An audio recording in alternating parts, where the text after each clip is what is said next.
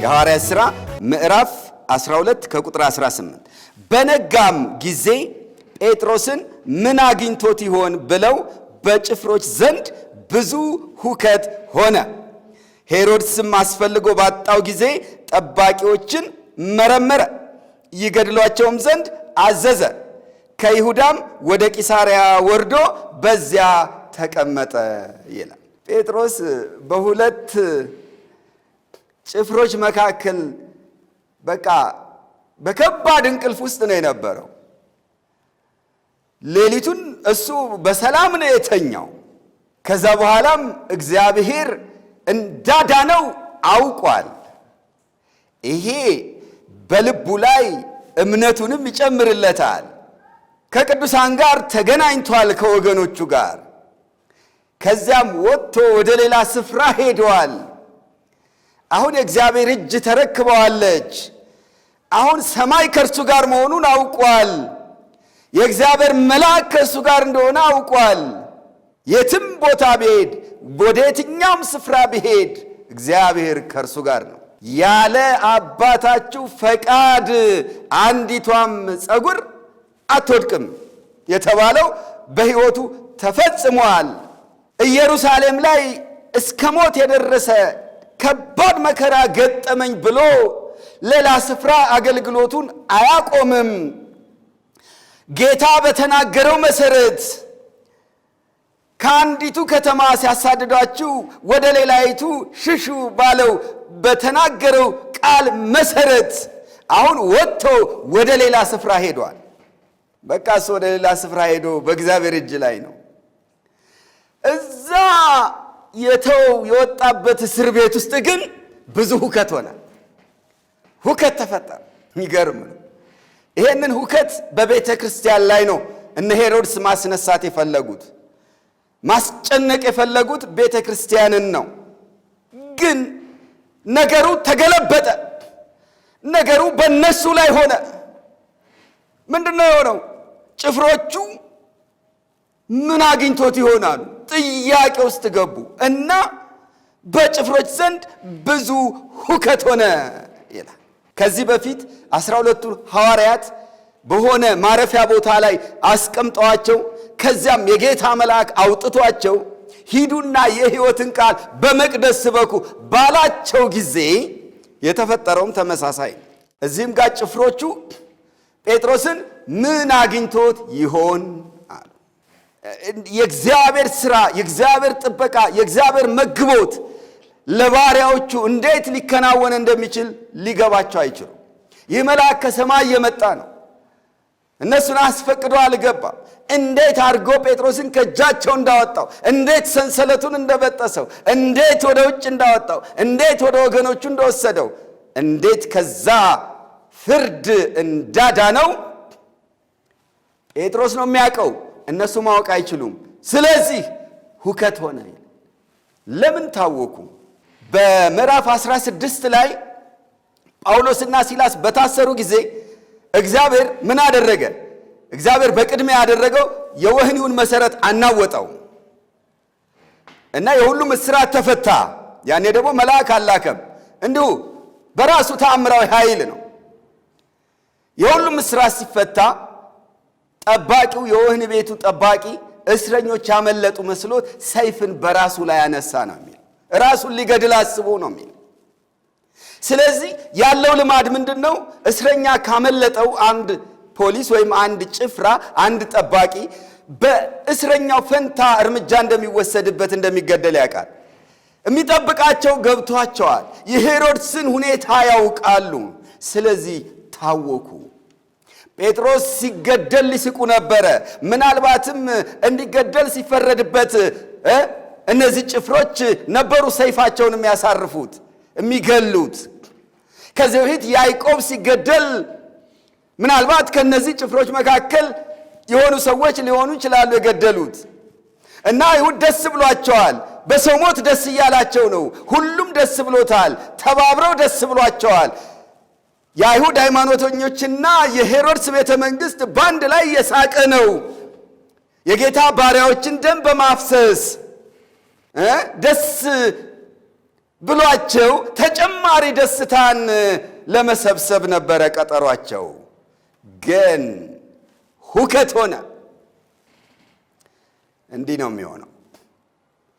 በእነ ጴጥሮስ አካባቢ ምንድን ነው? ገረዷ ደስ ብሏታል። ጸሎቱ ወደ መዝሙር ተቀይሯል።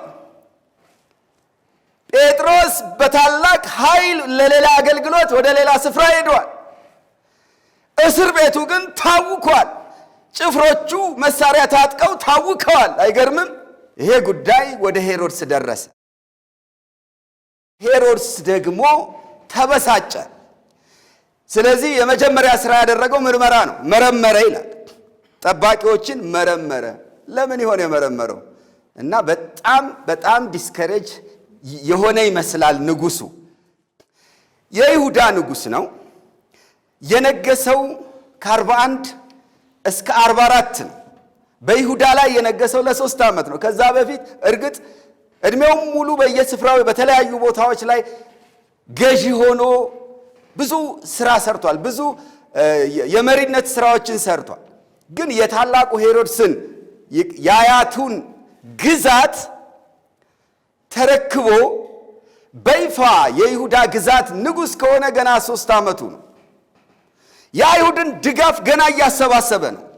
ትልቅ ውጤት አገኝበታለሁ ያለው የጴጥሮስ መገደል በሕዝብ ፊት አውጥቶ ከፍተኛ ተቀባይነት አገኝበታለሁ ያለው ጴጥሮስን ለመግደል የነበረው ዕቅድ ተኮላሸበት እና በጣም ተስፋ የቆረጠ ይመስላል። በጣም የተበሳጨ ይመስላል።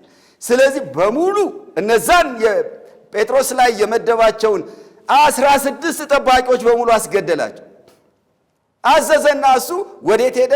በቃ እንደውም ይቅርብኝ አይነት ያለ ይመስላል። ተበሳጭቶ ወደ ቂሳሪያ ሄደ።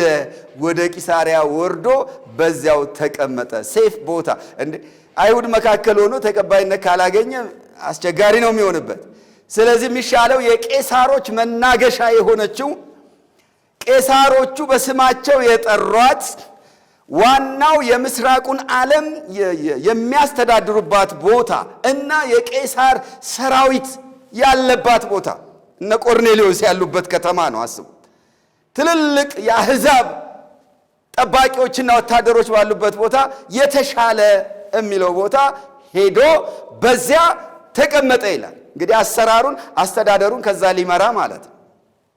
በኋላ ላይ ታውቃላችሁ ፊሊክስ የተባለው ገዢ እንዲሁም ከሱ ቀጥሎ ፊስጦስ የተባለው ገዢ ማዕከል አድርገው ይገዙ የነበሩት ቂሳሪያን እንደነበር እናውቃል።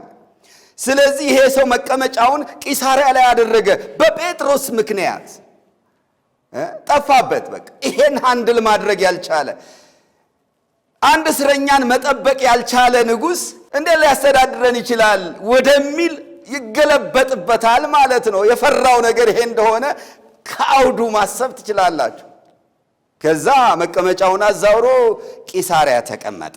በቃ እዛ ይሻላል። በቃ እዛ ከዛ ሆኖ ሁሉን ያስተዳድራል። በሱ ቤት እንደዛ ነው። ኦኬ። የሄሮድስ ቀዳማዊ የሚተማመንባቸው ጠባቂዎች አልረዱትም።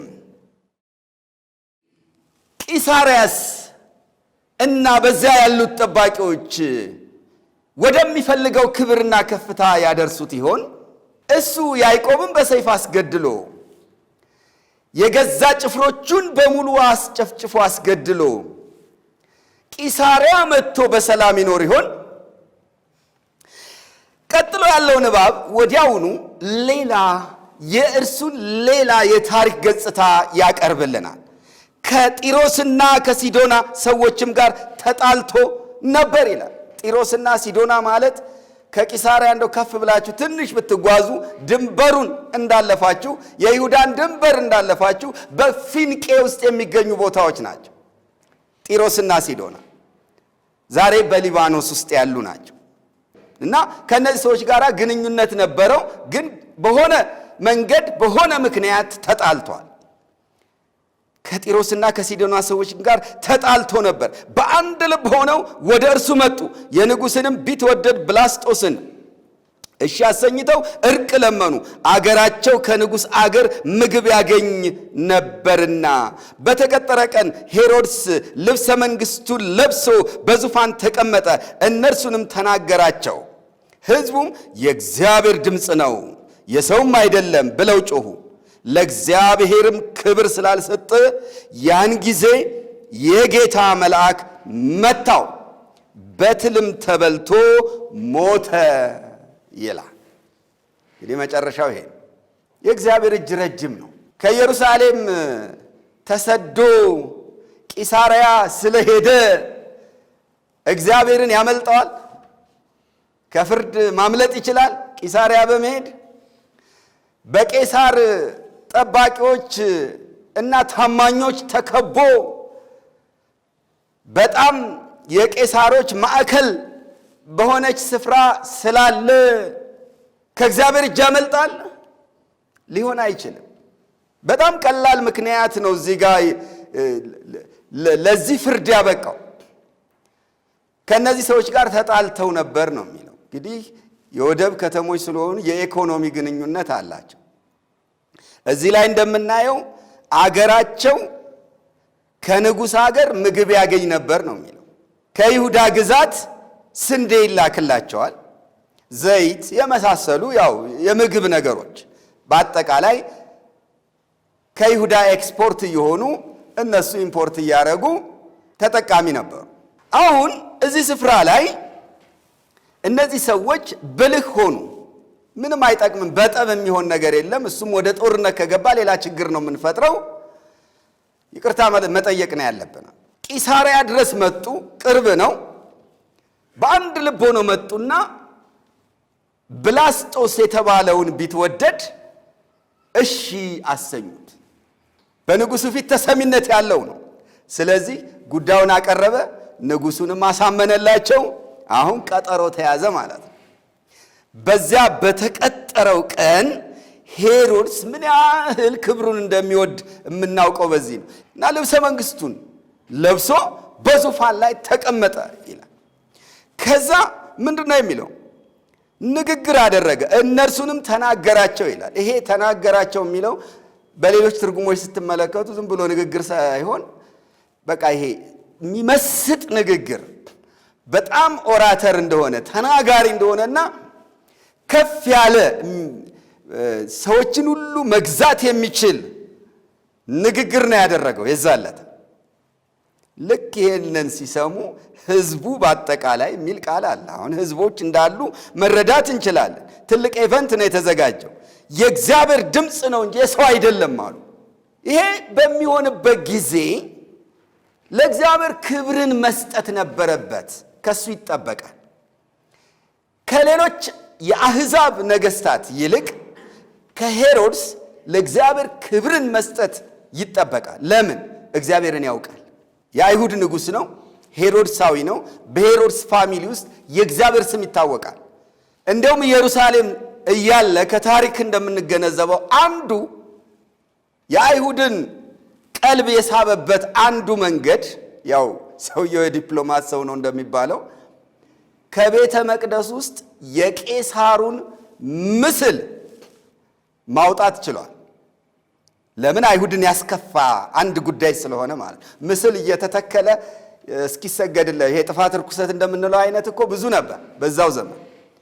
ቄሳሮቹ ያስቀምጡ ነበር እና ያንን ማውጣት ችሏል። እንዲህና የመሳሰሉ አንዳንድ ለአይሁድ ፌቨር ያደርግ ነበር። ይሄ ሰው እግዚአብሔርን ያውቃል። ስለ ቂጣ በዓል ያውቃል፣ ስለ ፋሲካ በዓል ያውቃል። ባጭሩ እግዚአብሔር ማን እንደሆነ ያውቃል። አሁን የእግዚአብሔር ድምፅ ነው ብሎ ያ ሁሉ ህዝብ እንደዛ ሲጮህ፣ አይ ይሄ የሰው ድምፅ ነው፣ የኔ ድምፅ ነው፣ እግዚአብሔር አይደለም ማለት ይችል ነበር። ግን ሰው እንደዛ ሲያከብረው ጭራሽ ደስ አለው ማለት ነው። ስለዚህ ምን ተደረገ? ያን ጊዜ የጌታ መልአክ መታው ይላል። ጴጥሮስን ጎድኑን መታው ነው አይደል የሚለው፣ ወይም ነካው።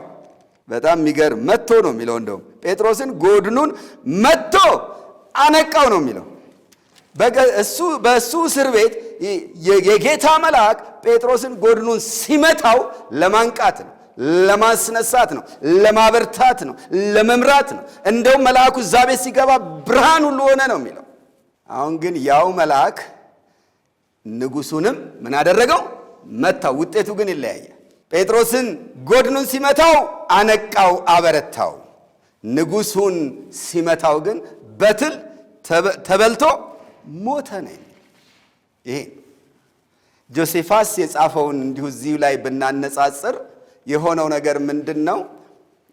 የተገጣጠመ ታሪክ እንዳለ ነው የምንረዳው።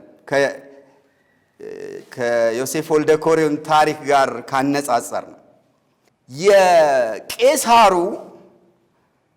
ክብረ በዓል ነበረ በወቅቱ። ቄሳሩን ደስ ለማሰኘት ለቄሳሩ በጎ ነገር ለመመኘት እየተባለ የሚከበሩ ክብረ በዓላት አሉ እና እንደ ስታዲየም በሆነ ሰፊ ስፍራ ላይ የተደረገ ትርኢቶች እየቀረቡ የተከበረ ትልቅ ክብረ በዓል ነው። ስለዚህ እነዚህ የጢሮስና የሲዶና ሰዎች ይሄንን አጋጣሚ እንደተጠቀሙ ነው በውጭ ባለ ታሪክ የቀረበው። የንግግር ሰዓት ደርሶ በጣም ኢምፕሬሲቭ የሆነ በጣም የሰውን ልብ መመሰጥ የሚችል ያው እንደ ነገስታቱ አስደናቂ የሆነ ኃይለኛ የሆነ ንግግር አደረገ። በዚህን ጊዜ ከፍተኛ ጩኸት ነበር። ልክ አሁን የምርጫ ቅስቀሳ ሲያደርጉ እንዴት ነው ህዝቡ ድምፅ ምላሽ ይሰጣል አይደል?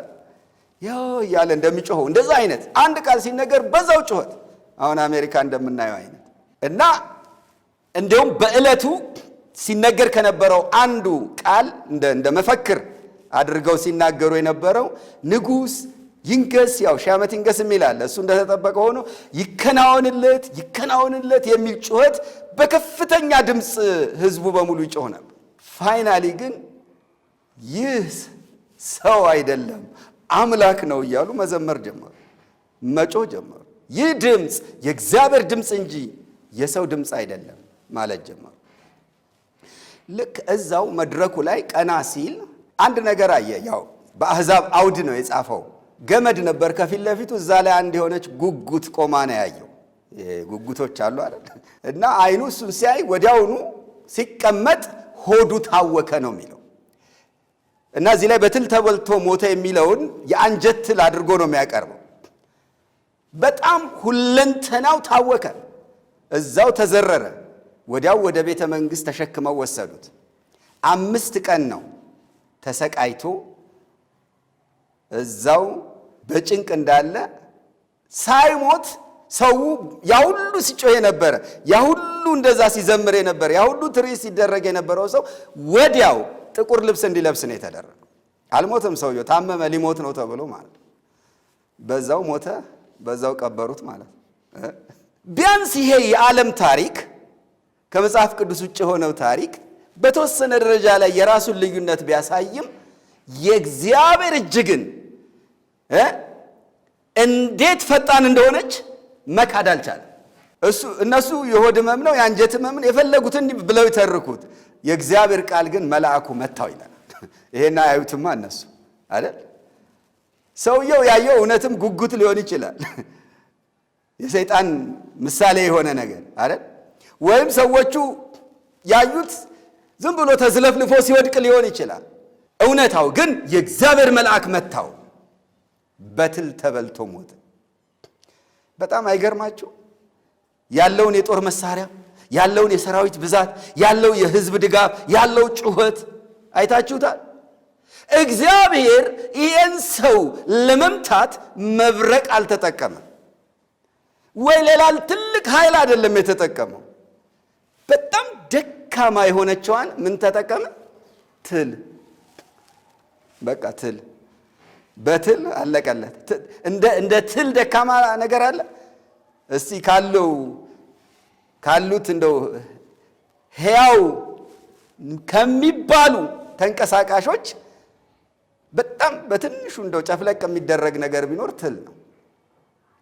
ግን ይሄንን ጨካኝና ገናና የተባለ ንጉሥ ግን እግዚአብሔር ለመምታት የተጠቀመው ደካማውን ነገር የእግዚአብሔር ድካም ከሰው ይልቅ ይበረታል። እንደዚህ ነው በተቀደሱ ነገሮች ላይ መነሳት ውጤቱ ይሄ ነው። ማንን አስታወሳችሁ? ብልጣሶር የባቢሎን ንጉሥ ታስታውስታላችሁ? የቤተ መቅደሱን ዕቃዎች አምጥቶ አማልክትን ሲያመሰግንበት በተቀደሰው ነገር ላይ እጁን ሲዘረጋ ወዲያው የእግዚአብሔር ጣት መጣች። ማኔ ቴቄል ፋሬስ ተብሎ ተጻፈ። በዚያው ሌሊት ብልጣሶር ተገደለ አይደል? አለቀ ነገሩ። እንደዚህ ነው ሄሮድስ የእግዚአብሔርን የዓይን ብሌን ነው የነካው። እግዚአብሔር ምንም እንኳን በያዕቆብ ሞት ቢከብርም በጴጥሮስ መታሰርም ቢከብርም ግን ደግሞ የራሱን ሥራ ይሰራል። ይሄን ነገር ለሱ መተው ነው ያለብን። በቀል የኔ ነው፣ እኔ ብድራቱን እመልሳለሁ። እኛ የበቀል ጸሎት እንድንጸልይ አልተፈቀደልንም። የምህረት ጸሎት ነው እኛ ማድረግ ያለብን። ግን እኛ በምህረት እየጸለይን እግዚአብሔር ግን የጽድቅ ፍርዱን በጸጋውም ዘመን ቢሆን ያደርጋል። ይሄ ግን የሱ ሥራ ነው፣ የኛ አይደለም። የኛ ጥያቄም አይደለም፣ የኛ ሥራም አይደለም። ጴጥሮስ ድሮ ቢሆን ሰይፍ ነበር የሚያወጣው አይደል እንዴ? አሁን በቃ ለጥ ብሏል። ነገ ሊታረድ ሰይፍ ተዘጋጅቶለት ባለው ሁኔታ እንደዛ ነበር። ጌታን አከበረ። ስለዚህ እግዚአብሔር ያከበሩኝ አከብራለሁ አለ። እሱን አዳነው። ግን ሄሮድስ መጨረሻው ምን እንደሆነ አይተናል ማለት ነው። ስለዚህ ወገኖቼ እኛ መናወጥ የለብንም። በቃ እነሱ ይታወቁ እንጂ እኛ መታወቅ የለብንም። ጴጥሮስ ይህንን ከለመደ በኋላ ሲጽፍ በመልእክቱ ላይ ምን አለ? በጣም የሳበኝ አንድ ቃል ላንብብላችሁ። አንደኛ ጴጥሮስ ምዕራፍ 3 ላይ ነው ቁጥር 14 ላይ በጎ ለማድረግ ብትቀኑ የሚያስጨንቃችሁ ማን ነው አለና፣ ነገር ግን አለ ስለ ጽድቅ እንኳን መከራን ብትቀበሉ ብፁዓን ናችሁ። ማስፈራራታቸውን አትፍሩ፣ አትናወጡም። ክብር ለእግዚአብሔር። እንደገና ምዕራፍ 4 ቁጥር 12 ላይ ወዳጆቼ በእናንተ በኩል እንደ እሳት ሊፈትናችሁ ስለሚሆነው መከራ ድንቅ ነገር እንደመጣባችሁ አትደነቁ። ነገር ግን ክብሩ ሲገለጥ ደግሞ ሐሴት እያደረጋችሁ ደስ እንዲላችሁ በክርስቶስ መከራ በምትካፈሉበት ልክ ደስ ይበላችሁ። እግዚአብሔር ወደዚህ ከፍታ ያድርሰን። የተለያዩ ፈተናዎች፣ መከራዎች ሊያንዣብቡ ይችላሉ እና እኛ በቃ አትናወጡ፣ ማስፈራራታቸውን አትፍሩ። አሁን የሚያስፈራራ ብዙ ነገር አለ፣ የሚያስጨንቅ ብዙ ነገር አለ። እየተወራ ሊሆን ይችላል። ገና በወሬ እኮ ነው። ግን እንረጋጋ። በመከራ ውስጥ ጌታ መንገድ አለው። እጁ ረጅም ነው። እዚህ አጠገቡ እኮ ሁለት እኮ ጭፍሮች መካከል ነው የተኛው እኮ። ከዛ ውስጥ ማን ያወጣዋል? ለጥበቃው እኮ የተጠናከረ ነው። ስንት በር እኮ አለ። ግን እግዚአብሔር ሁሉን አልፎ አወጣው። መልአኩን ልኮ አዳነው። ምንም አይነት ሁኔታ ውስጥ ብትሆኑ፣ ምንም አይነት አስጨናቂ ሁኔታ ውስጥ ብትሆኑ፣ ጠላት በፈለገው መንገድ ቆላልፍ ያለው ብሎ ቢያስብ የእግዚአብሔር እጅ ግን ትደርሳለች፣ አንተም ጋር አንቺም ጋር። ክብር ለጌታ ይሁን። ከዛ በኋላ መጨረሻቸው ያው በትል ተበልተው በትንሽ ነገር ሲሞቱ ወይም ሲፈረድባቸው እናያለን። ሄሮድስ አርኬላዎስም እንዲሁ ነው። የሕፃኑን ነፍስ የሚሹት ሞተዋልና ተመለስ ነው አይደል የተባለው? እንዲሁ ነው። እነ ታላቁ ሄሮድስ ማለት ነው። እሱም ሞቷል እንኳን ሌላው። ከዛ በኋላ ውጤቱ ምን ሆነ? የእግዚአብሔር ቃል ግን ያድግና ይበዛ ነበር። እነ ያዕቆብን እነ ጴጥሮስን ማጥፋት ተፈልጎ የነበረው ለምን ነበር ማለት ነው? የእግዚአብሔርን ቃል ለመገደብ፣ እውነቱን ለመዝጋት ነበር። እንኳን አይደለም አስረው ወይም የሆነ ለማጥፋት ዘመቻ አድርገው ሁሉንም ሰብስበው ቢያስሯቸው የእግዚአብሔር ቃል አይታሰርም። እዛው እስር ቤት ውስጥ ይሰበካል አይደል? ጳውሎስ ያለው እንደዛ ነው። ታስሮ እየጻፈ ሁለተኛ ጢሞቴዎስ ላይ ታስሯል እኮ እስክታሰር ድረስ መከራን እቀበላለሁ አለና የእግዚአብሔር ቃል ግን አይታሰርም አለ። በቃ ሰዎችን ሊገድሉ ይችላሉ፣ ሊያስሩ ይችላሉ፣ ምን ሊያደርጉ ይችላሉ። የእግዚአብሔር ቃል ግን ያድግና እንዲያውም ይበዛ ነበረ። እየበለጸገ እየተገለጠ እየተጻፈ ሰዎች እያመኑ እየሰፋ ይሄድ ነበር። ክብር ለእግዚአብሔር ይሁን። ከዛ ቁጥር 25 በርናባስና ሳውልም አገልግሎታቸውን ፈጽመው ከኢየሩሳሌም ተመለሱ፣ ማርቆስ የተባለውን ዮሐንስንም ከእነርሱ ጋር ይዘውት መጡ ይላል።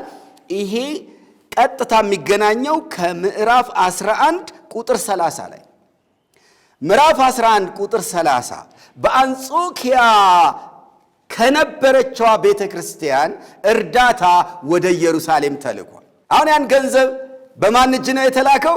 በበርናባስና በሳውል እጅ። እነዚህ ሰዎች አገልጋዮች ናቸው፣ አስተማሪዎች ናቸው፣ በጣም የእግዚአብሔር መገለጥ ያለባቸው ሰዎች ናቸው። የዲቁና ሥራ ለሌሎች ነው፣ ለተመረጡ ሰዎች ነው። ለምሳሌ ኢየሩሳሌም ቤተክርስቲያን እኛ ቃሉን ለማገልገልና ለጸሎት እንተጋለን ብለው ነው ሐዋርያት ለዲያቆናት ወይም ለማዕድ አገልጋዮች ሥራውን የሰጡት። ግን አሁን ወደ ኢየሩሳሌም ቤተክርስቲያን ይህን እርዳታ ሲላክ በዋና በሚያገለግሏቸው በብዙ ጸጋ በሚረዷቸው በእነሱ ሰዎች ላኩት እና እኛ መልእክተኞች ነን እንደ ገንዘብ ለማድረስ እዛ ድረስ የምንሄደው ይሄ ሥራ ማንም ሊሰራው ይችላል ብለው ራሳቸውን የሆነ ስፍራ እንዳላቸው አድርገው አልቆ ተላኩ። በቃ ቤተክርስቲያን ላከቻቸው። የአንጾኪያ ቤተክርስቲያን ስትልካቸው አሁን መልእክተኛ ሆነው ነው ሄዱና ስራቸውን አገልግሎታቸውን ፈጸሙ። ይሄ ሁሉ ሲሆን ጴጥሮስ እስር ቤት ነው፣ ያዕቆብ ተገድሎ በዛ መከራ ሰዓት እርዳታ ይዘው ሄደው ነበር። አስቡ። አማኞች በጣም አገልግሎት የሚያስፈልጋቸው ሰዓት ነው። ወቅቱም ረሃብ ነው፣ በዛ ላይ መከራ አለ። አሁን ሁሉንም አገልግሎታቸውን ፈጸሙና ሲመለሱ ተጨማሪ አገልጋይ ይዘው ተመለሱ፣ ማርቆስን። ከዚያች ከማርያም ቤት አገልግሎት ውስጥ ከእናቱ ነጥለው እንግዲህ ለጌታ ለበለጠ ሥራ ይዘውት ተመለሱ ይለናል። ክብር ለጌታ ይሁን። ከዚህ በኋላ የሐዋርያት ሥራ የጳውሎስን ታሪክ ማቅረብ ይጀምራል። ዓለም አቀፍ የወንጌል ጉዞዎችን፣ የሚሽነሪ ሥራዎችን፣ ሦስቱን ታላላቅ ዓለም አቀፍ የወንጌል ጉዞዎችን ያቀርብልናል ማለት